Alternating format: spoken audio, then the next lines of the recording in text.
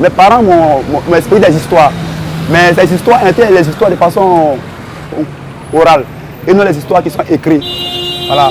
Et ces histoires ont été racontées, par exemple, comment la Côte d'Ivoire a été, comment la Côte d'Ivoire est partie de la base jusqu'à aujourd'hui, et comment aussi, comment dirais-je, la fondation de notre village aussi a été faite de façon orale.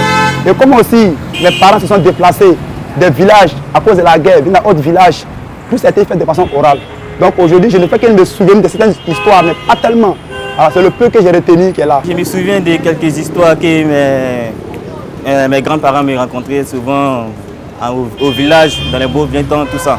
Je me souviens souvent des histoires, oui. L'histoire, quand même, sur notre famille et puis aussi l'histoire de la Côte d'Ivoire. Voilà, un peu sur le pays, comment ça s'est passé, et puis les vieux d'avant, comment ils se comportaient, tout ce qu'ils faisaient. Il n'y avait pas de livres, donc ils parlaient oralement, ils faisaient des histoires comme les griots.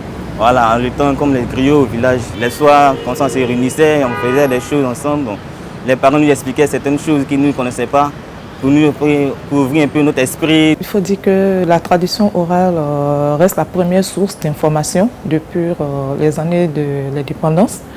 Pour nos parents au village, chaque soir se retrouvaient autour du feu pour raconter des histoires aux enfants. Oui, alors les contes de mon enfance sont essentiellement des contes de Perrault et Andersen, deux conteurs dont les contes étaient dans un livre que me lisaient mes parents. Donc en fait, voilà, tous les soirs, en général, avant le coucher, mes parents, à tour de rôle, on va dire globalement, lisaient des contes extraits de ce livre.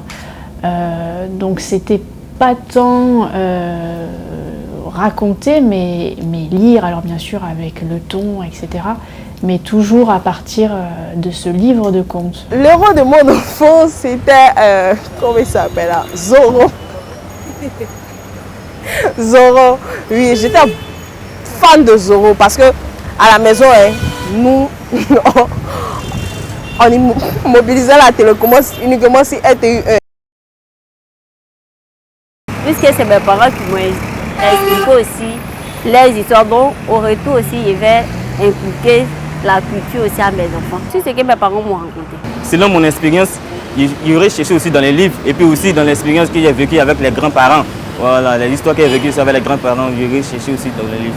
Voilà, les deux vont se compléter pour qu'ils puissent avoir une bonne histoire pour mes enfants. Suite à la nouvelle technologie, on cherche encore plus parce que ce n'est pas tout ce que nous avons reçu de nos parents qui sont aussi vrais que ça.